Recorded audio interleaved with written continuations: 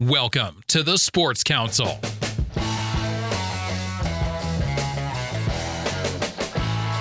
I tell people all the time, I'm a Zag, and it's in my blood. But right now, Eastern Washington's in my heart and my soul, and I'm putting everything into it. The council is now in session.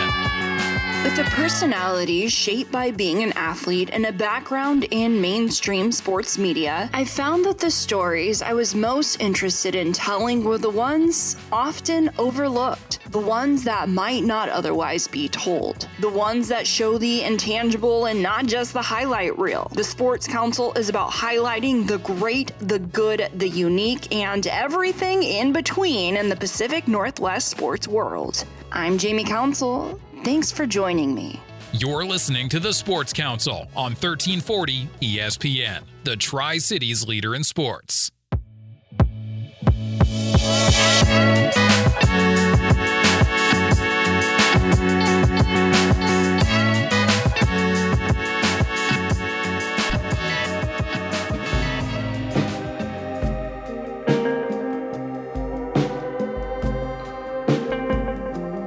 Daniel Lloyd Monson the first.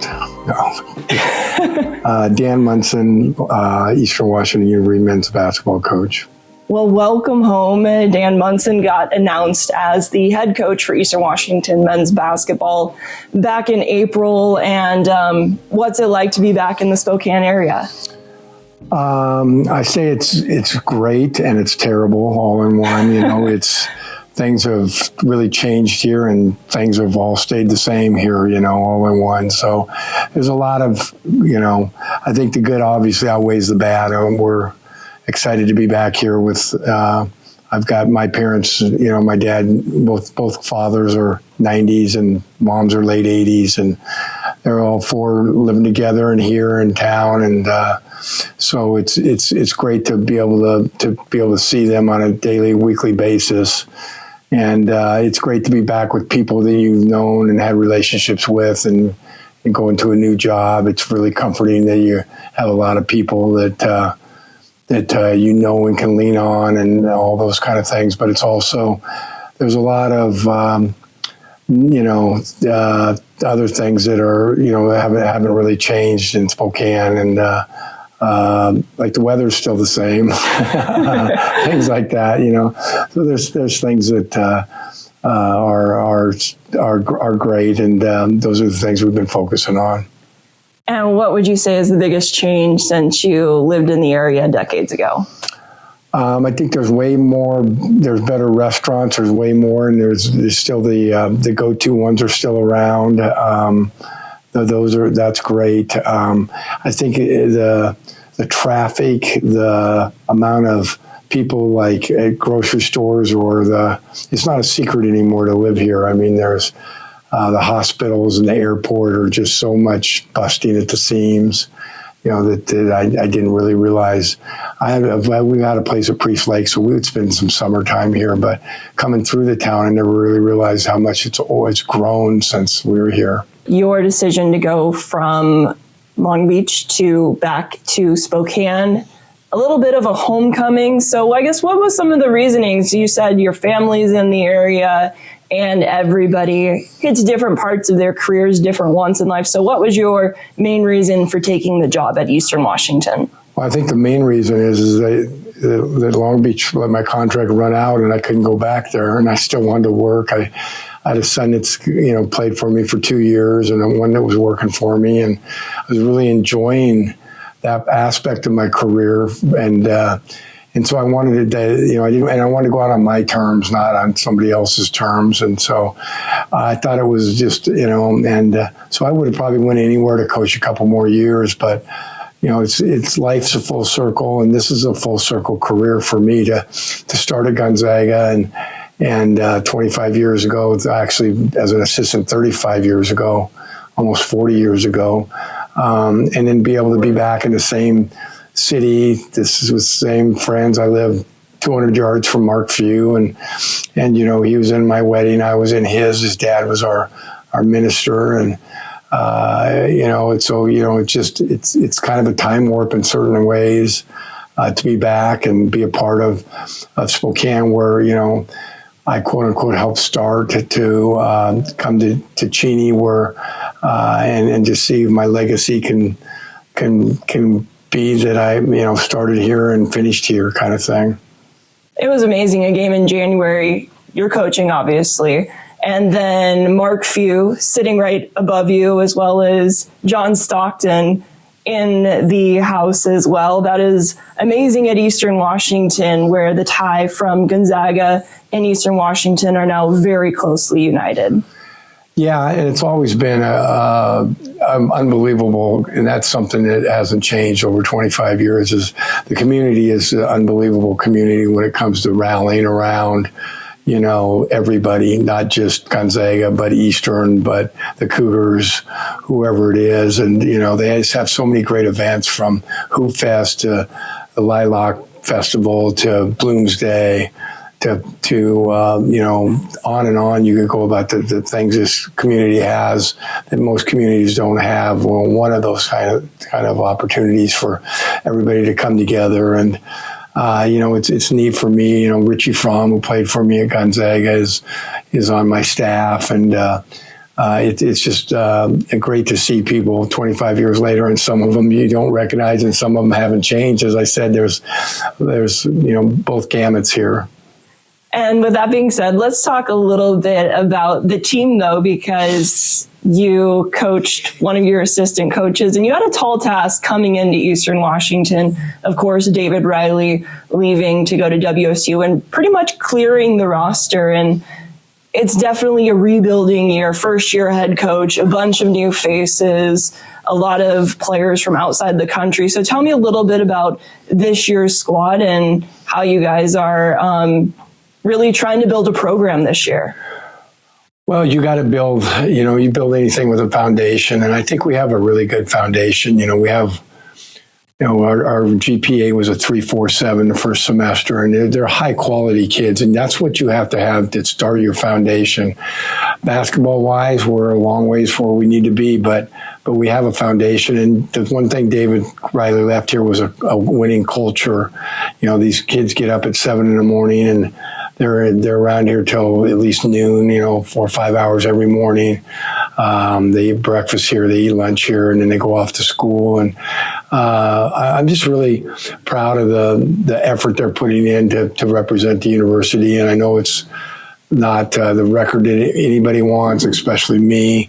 And losing is but it's part of the process. It sucks. It's nothing that you want anybody to go through, but you just don't win without, paying the price, and you just don't win without doing it the right way and starting from scratch. And that's kind of what we're doing right now. And I think I'm very proud of the growth this team has had, the adversity that they've handled, and I think good times far ahead of them, but there's no guarantee of that. And we just got to keep every day coming in with a positive attitude and continue to grow as a staff and as a program and as players. And I think our guys are doing that right now. Love is still in the air at your Krispy Kreme store. Come pick up a dozen of our Heart Bouquet donuts for the love of your life, now through Valentine's Day. And with the weather starting to warm up, it's time to schedule your fundraising for your spring sports or your other fundraising needs. Ask in-store for details. Follow us on Facebook and watch our app for more upcoming donuts and special offers, all at your local Krispy Kreme. 2805 Dupertale in Richland. Come in with a sweet tooth, leave with a smile. The theme is Mardi Gras. Join me, Jamie Council, at the 4th Annual Pasco-Kennewick Rotary Wine Valley Gala on February 8th at Zintill Creek in Kennewick. There will be hors d'oeuvres, a silent auction, and of course, wine. Plus, it's all to give back to the community. Jeanette Fiore is a member of Rotary. Jeanette, what does the money raised go towards? Jamie, we give tens of thousands of dollars to educational scholarships, technical scholarships, community-based projects, so many different things that enhance our youth and build leadership skills and make them more productive citizens for the community. So Saturday, February 8th at 6 o'clock, what do people need to know about the event? Come as you are. You're welcome to dress in Mardi Gras attire, but it's not necessary. It should be a fun night. Meet a lot of people. There'll be a silent auction, there'll be raffle items, and one of the wonderful things will be a Traeger grill. For more information, go to pkrotary.org. Inconveniences can happen at, well, inconvenient times. JRT Mechanical has plumbers and HVAC technicians available 24/7 if an emergency does arise. Or if you feel like your house isn't cooling like it used to, or if you're tired of a hose leaking from last winter's freeze, JRT is an honest, reliable company that's been in the Pacific Northwest for more than 3 decades. Give JRT Mechanical a call at 509-314-4314 or visit jrtmechanical.com. If you've got a winery, brewery, or dairy, why buy industrial parts and supplies from across the country? Central Industrial Sales is your local source for supplies and equipment for the dairy, food processing, winery, and brewing industries. We specialize in custom fabrication, industrial cleaning equipment, sanitary fittings, valves, pumps, chemicals, and many other supplies. Everything's available through our website, by phone, or by dropping by our office. Call 509-375-4032 or find us at centralindustrialsales.com. You're listening to Jamie Council on the Sports Council. About building pieces, and you can't expect first-year head coach all new pieces to come in and just automatically fit like a puzzle. So with that being said, let's talk about some of these pieces. Obviously, you have Andrew Cook averaging over 15 points per game, leading scoring. Hartman's back, a familiar face over here. So just talk about a couple of the players that have really made strides for you guys this year. Well, we're really, the United Nations are coming from every direction, we got guys that were here, but the bottom line is, I think we're out of 350 Division I schools, we're 320 something in Division I minutes played going into the year, and really Tyler Powell, who played a little bit at Nevada last year, and Sebastian Hartman, who played a little bit here. They're pretty much the only Division I experience we have, so that's been the hardest thing. We've led our last 3 games at halftime, but it's not that we're not good enough, it's we're not consistent enough, and it really shows that in the second half. That comes from experience, that comes from being in that position before and knowing what to do and what not to do. And so, we have some guys that are still trying to figure that out.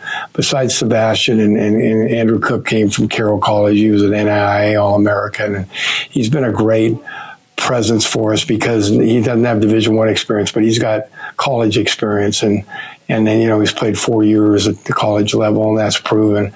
And then, Nick McLean and Mason Williams were guys that were recruited by Coach Riley and who have showed great promise here. But, we're just looking for the consistency. And as they've been up and down, we've been up and down. And unfortunately, we've been down more than up. And so just trying to still get everybody, as I told them the other day, I don't care what page we're on, we just got to get on the same one. I don't care if we're on page 5 and just starting the book, or we're on the last page where the mystery is solved, but we've got to get on the same page more, and that's something that we work at every day. We're going to take a quick break, and when we come back, we're going to talk about your ties to the Tri-Cities, closer than most people might think. You're listening to the Sports Council on 1340 ESPN, your Tri-Cities leader in sports. Inconveniences can happen at, well, inconvenient times. JRT Mechanical has plumbers and HVAC technicians available 24/7 if an emergency does arise. Or if you feel like your house isn't cooling like it used to, or if you're tired of a hose leaking from last winter's freeze, JRT is an honest, reliable company that's been in the Pacific Northwest for more than 3 decades. Give JRT Mechanical a call at 509-314-4314 or visit jrtmechanical.com. If you've got a winery, brewery, or dairy, why buy industrial parts and supplies from across the country? Central Industrial Sales is your local source for supplies and equipment for the dairy, food processing, winery, winery, and brewing industries. We specialize in custom fabrication, industrial cleaning equipment, sanitary fittings, valves, pumps, chemicals, and many other supplies. Everything's available through our website, by phone, or by dropping by our office. Call 509-375-4032 or find us at centralindustrialsales.com. Love is still in the air at your Krispy Kreme store. Come pick up a dozen of our Heart Bouquet donuts for the love of your life, now through Valentine's Day. And with the weather starting to warm up, it's time to schedule your fundraising for your spring sports or your other fundraising needs. Ask in-store for details. Follow us on Facebook and watch our app for more upcoming donuts and special offers, all at your local Krispy Kreme. 2805 Dupertale in Richland. Come in with a sweet tooth, leave with a smile. Listening to the Sports Council on 1340 ESPN, the Tri-Cities leader in sports. We're back on the Sports Council on 1340 ESPN, your Tri-Cities leader in sports. Catching up with Dan Monson, head coach at Eastern Washington men's basketball. Coached at Gonzaga, have a long list of coaching, but now you're back in the state of Washington. And people know about your Gonzaga experience, but they don't know that you grew up in Pasco. I did. I'm a proud graduate of Mark Twain Elementary and went to Isaac Stevens Junior High and was a proud Pasco Bulldog. My dad was the head basketball coach there in the 70s from like 72 or so to I think he left to be the assistant at Michigan State in 1977. So it was maybe it was late 60s when he got there, but it was me from kindergarten through 8th grade, and had great memories of there and the rivalries between Pasco and him and Art Teverbaugh, and then the Neals from Richland. It was a Richland Pasco dominated league, but I remember Kevin Amon at Kamiakin and Shoemaker was the coach there. They became a new school there. They came into the mix, and so it was just such a great experience for me that I think it was really why I got into coaching. I idolized my dad, and I idolized those other coaches in the Big Nine back then, and loved the Tri-Cities, loved the boat races, loved my time there, and my sister and brother-in-law raised their family there and still live there to this day. So it's still, Pasco's still part of the Monson family home. And a name that most people in the Tri-City sports world know is Steve Graff. You can't talk about Pasco High School and their glory days without talking about Steve Graff, and that's your brother-in-law. Yeah, I said brother-in-law because I don't always claim him because, he's the old gruff guy, but he's more of a Hall of Fame fix-it guy for me. He fixes all the stuff in my cabin at Priest Lake, and love Steve. He's season ticket holders for the Eastern games. He's up there when you talk about John Stockton and Fewy coming to the games. Steve Graff and Dana, my sister, they don't miss any games. Their daughter, Mac, their son comes to every game. So, it's basketball and athletics. And when Steve's football games, I remember staying up when I was in coaching in Minnesota, watching those 1-5 overtime football game in the state playoffs. And so athletics has been really good to the Monson Graff family. And, it's really made us a close-knit family. And we've all supported each other through the way, and it's been pretty cool. Do you still keep in contact or still stay up to date with the sports in the Tri-Cities? Oh, yeah, for sure. Yeah. Always look for reasons to go recruit there, or, CBC. I don't think Kenny Owens is still coaching there, but he was there for years and played for my dad at Idaho. And, Brian Kellerman is still one of my best friends, who's a legendary player at Richland. And he's in Mount Vernon now living, but, I can go back, Leon Rice, the coach at Boise State, is from there, who worked for my dad, who's one of my best friends. The Tri-Cities is, I make fun of the Tri-Cities because everybody that calls me says that they got a friend or a sister or brother that went to Eastern. I always give them grief there. I said, is Eastern the only college that the Tri-City people can get into? Or how come there's so many alumni in the Tri-Cities from Eastern? But it's really pretty cool. It is really cool. And that's something that living in the Tri-Cities, a lot of people talk about WSU, but most of them went to Eastern. Yeah, they did. And they got to start claiming it. I got to do a better job of coaching so they're not so embarrassed that they can say they're from Eastern, Yeah, or they say they're from Gonzaga, which I know is a lie, because there's very few people, there are only 3,000. Their attendance or enrollment there is so small. Exactly. People went to WSU during football season and Gonzaga during basketball season. Yeah, I say that about all these people in Spokane. I'm like, you all didn't go to Gonzaga. I do know that. There's a lot of Huskies and Cougars that they only claim their football teams. They don't. In basketball season, everybody's a Zag. Which, when I was coaching there, I thought was one of the coolest things ever to see the city just galvanize around that. And I would love to see more of that here at Eastern. And it's one of the things that attracted me here is I know this community will get behind anybody that gets behind them, and we're trying to get behind that community here. What have you thought about just the level of success and the level of national attention that Gonzaga now gets? Well, I think it's unbelievable. I mean, I obviously couldn't imagine it, or I'd still be coaching there. Everybody says, "Why did you leave?" I'm like, well, I'm not so dumb that if somebody would have told me this was going to happen, that I would have left. But, I do think me leaving was a huge part of it because the administration was so adept at saying, okay, we can't lose people. We got something good here. We need to invest into it. And they weren't ready to do that when I was coaching.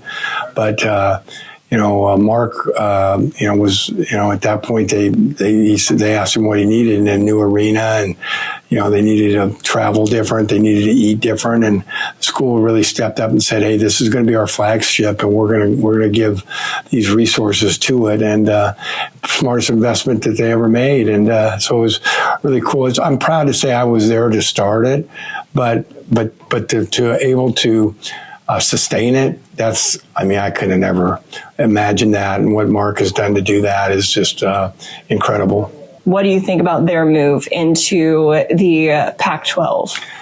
Well, I just think they're an entity that doesn't matter. They're not about the league they're in. They're about who they are, Gonzaga, the best thing about them is they don't have an identity crisis. They have an identity. And when they went to the Final Four in, I think, 2017, Mark called me that day and said, hey, I want you to come with us, And I said, well, I go to the Final Four every year. And he said, well, no, I want you to come with us. I got to. And I said, well, sure, what's that mean? He said, well, here's your hotel, and we'll get you tickets and everything. I want your family to come too. And I said, Mark, I wasn't even married when I was at Gonzaga. My kids weren't even born. He said, well, they were born into this family. And I went, and it was the coolest thing. He had a bus for just us former coaches and players or whatever. And we go to all that. And we went to all the film sessions and stuff. One of the film sessions, he told us 6:15, and we had the team there at 6. And when we walked in, there's 4 of us or 5 of us that were former coaches, and they gave us a standing ovation. The players did. And it just shows you that the gratitude and why that program has sustained who it is. It began as a mom and pop store. It's Microsoft or Apple or Google now, but they still run it like it's a mom and pop store. There's still, my daughter went there and she had no idea if she was going to go to school there. And when she walked through the athletic department and everybody knew her name and, knew my wife and everything, it was like, this is home, and everybody puts their hands in a huddle and says family on 3, but Gonzaga is a family. They don't just say it in a huddle. And when you started coaching there, you probably didn't know about the difference that you were making or all these things that would follow. So what does it mean to you just that many people, it means so much to so many people? Well, it's like I said, it's a legacy that nobody can take away, that I was there to help do that. But it's not just one person. It's not just one player. It's not just one coach. A lot of things went right to make that happen. And a lot of administrators made right decisions. And, it's to duplicate it will never happen. And so it's just a sense of pride to say that you're a Zag. And I tell people all the time, I'm a Zag, and is in my blood, Idaho, where I went to college, my dad coached, it's in my blood. Those schools will always be a part of me. But right now, Eastern Washington's in my heart and my soul, and I'm putting everything into it to make people here as proud as the people are at Gonzaga. It may not be to that magnitude, but there's a lot of great people here that have put a lot into making this program. I looked at this job and was offered it by John Johnson 30 years ago when I was assistant at Gonzaga, and it's totally different job now. They've worked so hard to elevate this program, and there's so much pride here, and I would like to not just continue that, but to elevate that to the best of my ability here as my last stop. What's been the highlight of your coaching career thus far? Well, I always say my biggest regret in my coaching career is that my second year as a head coach, was Gonzaga's first year winning a game in the NCAA Tournament and went to the Elite Eight. And it's my biggest regret as a head coach then because of the fact that I had no idea how precious that was or how elite that was for that to happen. It was a chance in a lifetime, and I didn't really enjoy it. I thought, well, this is just how it's supposed to be. I didn't realize that 26 years later, I'd be saying, I want to get back to that level again, because that's the farthest I've taken a team in the NCAA tournament was that Elite Eight run. And so, that's a highlight or something I've been chasing ever since for 25 years. And so, that's, has to be the highlight. And last year, not getting renewed at Long Beach and being able to take a team to the tournament was priceless in itself also in a different way, because basically people said they don't want you anymore, that you're not good enough for them. And the players said, yes, you are. You're good enough for us. And when they went out and won the Big West tournament to go to the NCAA tournament last year, and that will be a memory I'll never forget. Is to have your players stand behind your back. Correct. And that experience of not being wanted, but you were wanted by the people that mean the most to be wanted by. But that experience, I guess, how does it motivate you moving forward now to, you mentioned it, your last stop at Eastern Washington? Well, I don't know if it motivates me. I think I cherished it more than I did the Elite Eight run. The Elite Eight run was just like you're in a vacuum, you didn't really know what was going on. It happened so fast. And in a 2-week period, it just changed your life as a coach and as a person. Last year, I knew exactly what was going on, and I knew that there was no guarantee I'd get another job. And I was thinking about retiring at the time, but I didn't want to go out that way. So that's why I continued to try to get another job like this one. But I knew exactly what was going on, and I knew it could be the last time I had with these players or with my son coaching him or my other son coaching with him. So it was one of the most gratifying weeks of my life because I cherished every minute of that last year. It was special with my family at that game. My dad was 90 at that time, had already scheduled before I'd been, terminated. He had scheduled to be at that tournament. My daughter was on the road team at Gonzaga. She was able to get off for the day to come there. So I had all 4 of my kids there. I had both my parents there. It just was a magical time, in a very difficult time. Yeah, both good and bad. Yeah. Kind of like Spokane.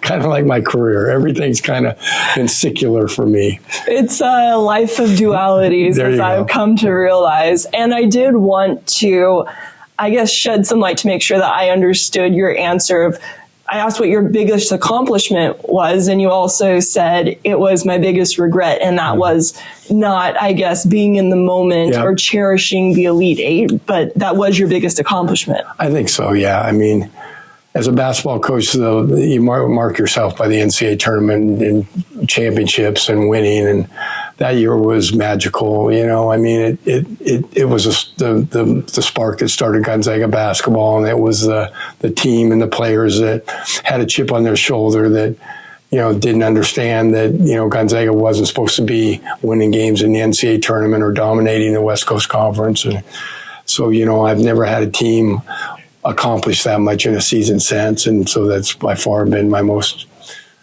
biggest accomplishment as a coach. You have done a lot at every level. Obviously, one of the highest levels of going to the tournament, or the highest level in college sports, down to being a high school basketball coach. So you see the game of basketball from start to finish, both big and small, from a fan perspective as well as from a player perspective. Coached a lot of people. So with that being said, my question is, what do you try to instill into your players? Well, I tell parents when I recruit their kids, if I just give you back, a better basketball player, I really didn't do my job. My job is to push them to be the best basketball player they can be. But if you trust me with a young man at 17, 18-year-old, I've got to give you back a grown man ready to support himself, ready to support a family, ready to be a dad or a husband. And I think my biggest accomplishment in that way is just holding kids accountable and helping them grow and be the best they can be as a basketball player off the court, be the best student they can be, get a degree, and go out and be ready to be a positive influence on society and on their family and their friends. And so, I take that very serious. When I used to sit in homes in Gonzaga as a recruiter and I was single, and I would tell parents, I'd say, if you trust me with your son, I'll treat him like he's my own. And I meant that in my heart. I really did, but I had no clue what it meant. Now, having 4 kids of my own, when you say you're going to trust, you're going to treat them like your own, that's a huge responsibility that I had no clue. And I still say that to parents now, and I do try to treat them like they're my own kids. And I am hard on them, and I have high expectations for them because I want them to be the best they can be. And, that to me is why you get into this job. Yeah, going to the NCAA tournament was, my greatest accomplishment on the floor and that kind of thing. But watching some of these kids that were using basketball to save their life and get them out of, poverty and get them out of, bad home situations, and watch them turn into the people they are, that by far will be the best memories and the best accomplishments I have in my career. Well, Coach Monson, I can talk to you all day, but that will do it for our time here. Thank you so much for your time, and welcome to Cheney. It's great to be here. Thank you. Well, that wrap up this week's show of the Sports Council. Thank you for joining me on 1340 ESPN, your Tri-Cities leader in sports. A reminder, the Sports Council happens 4 times a month, 11:30 a.m. on Thursdays. You can listen to the show not just over the airwaves at 11:30 on Thursdays, but also on demand at 1340ESPNradio.com via podcast. Wherever you get your podcasts, just search for the Sports Council, and it's also available via YouTube. So lots of ways to listen to the Sports Council and support our local sports community. Until next time, I'm Jamie Council. Now we go back to your originally scheduled Seattle sports programming.